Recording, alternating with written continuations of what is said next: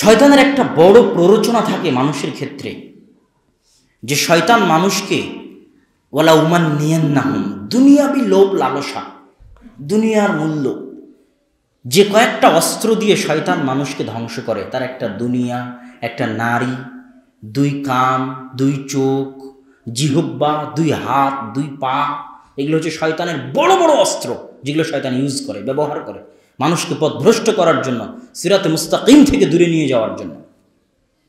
তো দুনিয়ার ক্ষেত্রে যেটা ঘটে, মানুষ দুনিয়ার প্রেমে পড়ে, দুনিয়ার পাল্লায় পড়ে ইসলাম থেকে, সিরাতে মুস্তাকিম থেকে দূরে যায়। তুমি যদি দাড়ি না কাটো তাহলে তোমার চাকরি হবে না। 50,000 টাকার চাকরি, 1 লক্ষ টাকার চাকরি মানুষ ছেড়ে দেয়। কেন?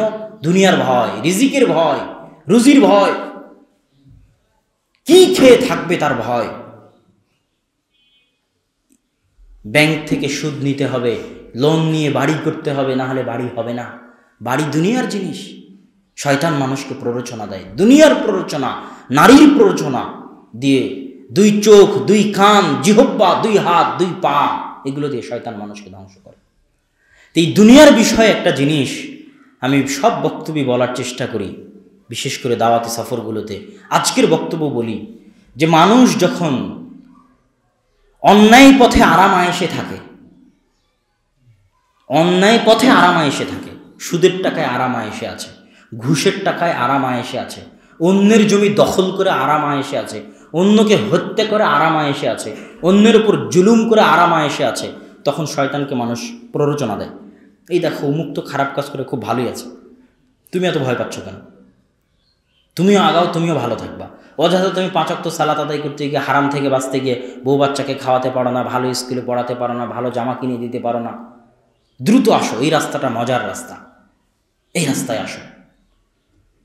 তো এই বিষয়ে রাসূল সাল্লাল্লাহু আলাইহি ওয়াসাল্লাম এক হাদিসে বলছেন যে ইযা রাআইতাল্লাহ আযযা ওয়া জাল্লা ইউতিল আবদা মিনাদ দুনিয়া আলা মাআসি, হে দুনিয়ার মানুষ জেনে রাখো, তোমরা যদি দেখো যে আল্লাহ এমন কোন মানুষকে অঢেল দুনিয়া দিয়েছে, অঢেল দুনিয়া, লাখো কোটি টাকার সম্পদ, 1000 বিঘা জমির মালিক, কয়েকশো তলা বিল্ডিং এর মালিক, রাজত্ব, ক্ষমতা, প্রতিপত্তি দিয়েছে এমন একজন মানুষকে, আলা মাআসি, যে রাত দিন আল্লাহর বিধানের লঙ্ঘন করে, যে রাত দিন প্রকাশ্যে ওপেনে আল্লাহ সুবহানাহু ওয়া তাআলার নির্দেশকে লঙ্ঘন করে, যদি দেখতে পাও এমন কোন মানুষকে আল্লাহ অঢেল দুনিয়া দিয়েছে, তাহলে জেনে রাখো, জেনে রাখো এই দুনিয়ার মানুষ, ইউতিল আবদা মিনাদ দুনিয়া আলা মাআসি ফাইন্নামা হুয়া ইস্তিদরাজ, এটা হচ্ছে আল্লাহর পক্ষ থেকে দেওয়া ধোঁকা। তার মানে এই নয় যে সে বেঁচে গেছে, আর তার মানে এই নয় যে সৎ পথে থাকে আল্লাহ সুবহানাহু ওয়া তাআলা তাকে ভালোবাসেন না। অন্য হাদিসে রাসূল সাল্লাল্লাহু আলাইহি ওয়াসাল্লাম স্পষ্ট বলছেন, ইন্নাল্লাহা ইউতিদ দুনিয়া মান ইউহিব্বু ওয়া মান লা ইউহিব, আল্লাহ দুনিয়া, অঢেল দুনিয়া তাকেও দেন যাকে ভালোবাসেন, অঢেল দুনিয়া তাকেও দেন যাকে ভালোবাসেন না।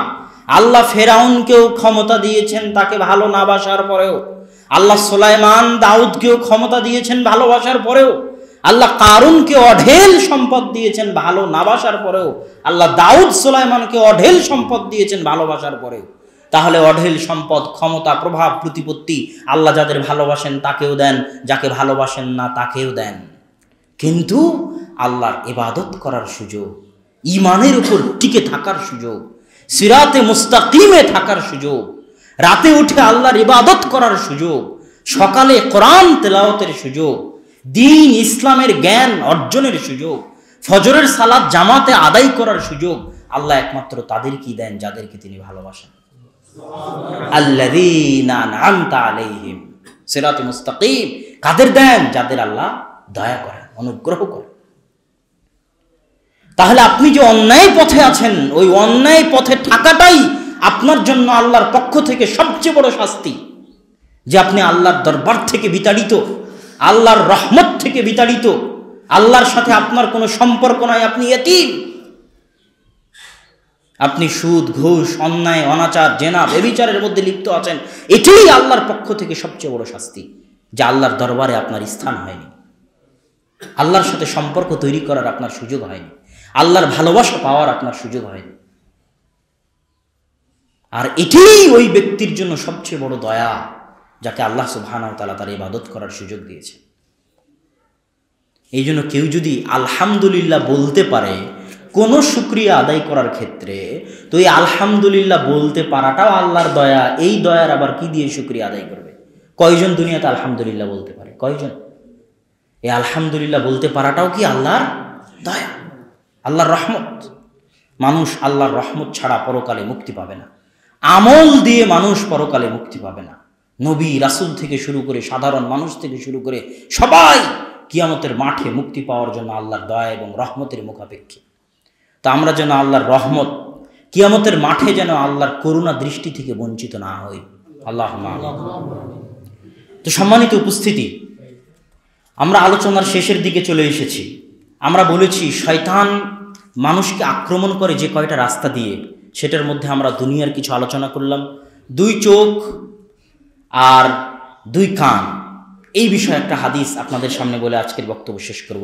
রাসূল সাল্লাল্লাহু আলাইহি ওয়াসাল্লাম বলছেন, মা তাকাররাবা ইলাইয়া আবদি বিমিসলি আদাই মাফতারাতু আলাইহি। দুনিয়ার কোনো বান্দা আমার নিকটবর্তী হয় না অতটা যতটা ফরজ বিধান আদায় করার মাধ্যমে আমার নিকটবর্তী হয়। তাহলে আল্লাহর নিকটবর্তী হওয়ার একটা বড় রাস্তা কি? আল্লাহ যেগুলো ফরজ করেছেন সেগুলো আদায় করা। 2 নাম্বার, ওয়ালা ইয়াজালু আবদি ইয়াতাকাররাব।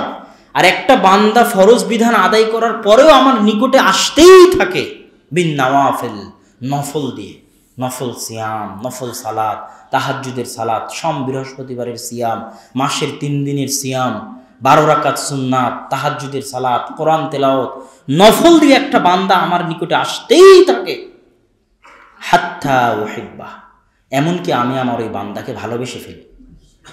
ফাইদা আহবাবতুহু, আর যখন আমি আমার কোনো বান্দাকে ভালোবাসি, কুনতু সামাআহুল্লাযী ইয়াসমাউ বিহি, আমি তার শ্রবণ হয়ে যাই যেটা দিয়ে সে শ্রবণ করে। ওয়া বাসারাহুল্লাযী ইয়াবসুরু বিহি, আমি তার ওই দৃষ্টি হয়ে যাই যেই দৃষ্টি দিয়ে সে দেখে। ওয়া ইয়াদাহুল্লাযী ইয়াবতুশু বিহি, আমি তার ওই হাত হয়ে যাই যে হাত দিয়ে সে স্পর্শ করে। আমি তার ওই পা হয়ে যাই যে পা দিয়ে এমশি বিহা সে চলে। ফাবি ইয়াসমা, আমাকে সাথে করে নিয়ে সে শুনে। অবি ইয়াবসুর, আমাকে সাথে করে নিয়ে সে দেখে। অবি ইয়ামশি, আমাকে সাথে করে নিয়ে সে চলে এবং আমাকে সাথে করে নিয়ে সে ধরে। ওয়ালা ইন সাআলানি, আর আমার এই বান্দা যদি আমার কাছে কিছু চায়, লাউ উতিয়ান্না, আমি আল্লাহ অবশ্যই তাকে তা দিয়ে দিব। ওয়ালা ইনিস্তাআযানি, আর আমার এই বান্দা যদি কোনো কিছু থেকে আমার নিকটে পরিত্রাণ চায়, লাউঈদান্না, আমি আল্লাহ অবশ্যই তাকে সেই বিষয় থেকে পরিত্রাণ দিব। ওয়ামা তারাদ্দাদতু ফি শাইইন, আর আমি আল্লাহ কোনো কাজ করতে দ্বিধান্বিত হই না, কোনো কাজ করতে দ্বিধায় ভুগি না যে কাজ আমি করি। কাতারাদ্দুদি আন কবজি নাফসি আবদি আল মুমিন, আমার এই রকম প্রিয় বান্দার জান কবজ করতে আমি যতটা দ্বিধায় ভুগি। আল্লাহু আকবার। ওয়া আকরাহু মাসাআতাহ, আর আমি তার কষ্টকে অপছন্দ করি।